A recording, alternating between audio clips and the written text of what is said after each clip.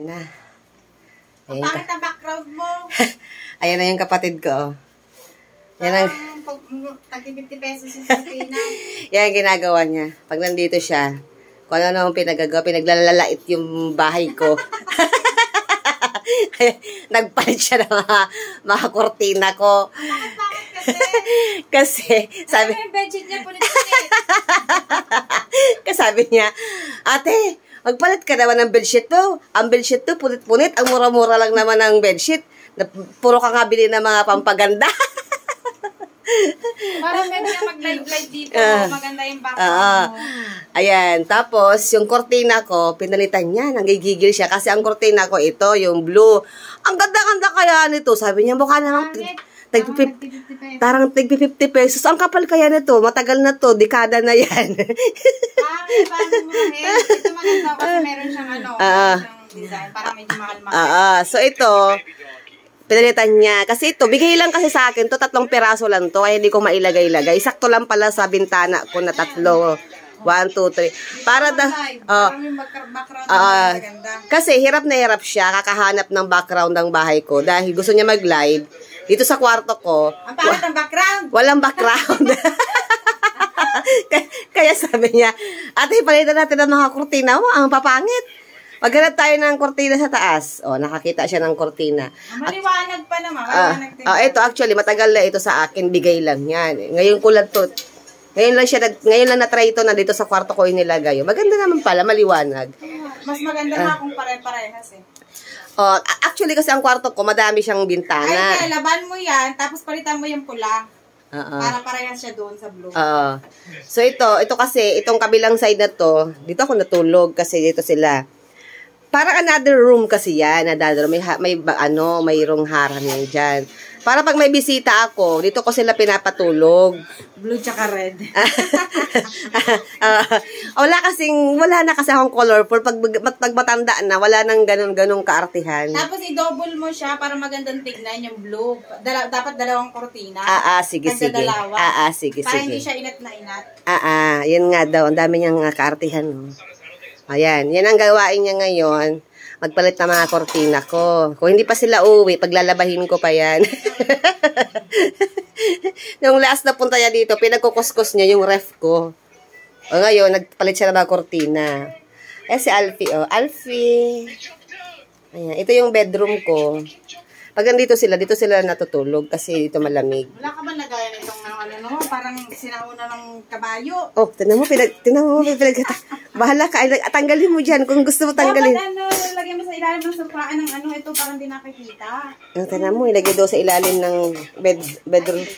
Ilagay doon sa ilalim ng kotse ng bed. Ginagamit mo dito parang hindi nakikita. Ginagamit ko yan. Madudumihan yan. Madudumihan. Diba? Tinan mo, pinagagawa nitong babaeng to. Akin na. Ito na yan. Kasi ginagamit ko yan. Pang plancha. Ay, doon ba sa storage mo? May storage ka dyan. May storage ako dito. Yan. Ilagay natin sa storage.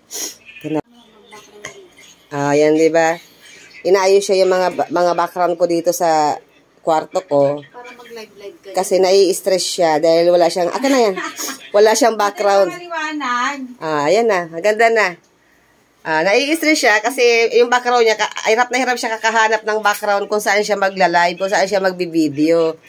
Ang papangit daw ng mga nakabalandra ko ditong mga... Tignan mo naman. Gutay. Yung unan ko. Yung hotdog na sinauna pa naman. Sabi nga ni Alfie, tinalian daw. Para daw hindi lumabas. Mga sinaunang panahon pa kasi ang mga ko. Matanda na kasi talaga. Parang ayaw itapon yung mga gamit niya. Pinagtatapon ko rin. Ang pangit. Matanda na talaga si ate. Ang hilig magtambak ng mga lumang gamit niya. Ayan. Tinaw yung kama. Diba? Yung kabre kama niya. Tignan niya.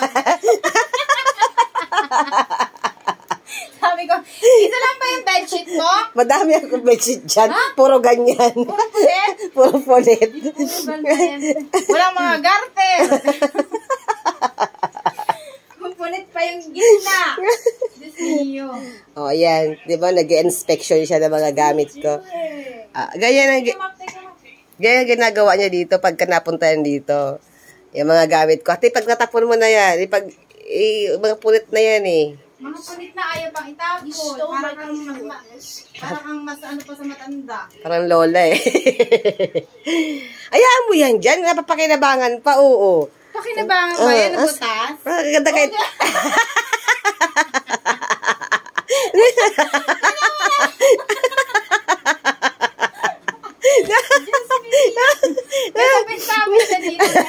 Tatakpan ko lang yan. Tatakpan, may takip naman eh. Pwede naman takpan. Tatakpan lang daw niya. Nabubuking talaga ako. Ayan mo na, kasi remembrance yan. Parang pwede na gawing basahan. Hindi ko yung gagawin basahan. Ayan mo lang yan dyan. Kasi yan ang moment. Ayan. Kung hahayaan ko to, na ano, parang yung kapatid ko rin na isa, si Ben, nung pumunta rin dito, lahat ng gamit ko pinagtatapon. Pagtingin ko sa basurahin, nahanap ko yung salaan ng... Tingnan mo naman, Diyos me, tanggalin na natin to. O, tanggalin mo na.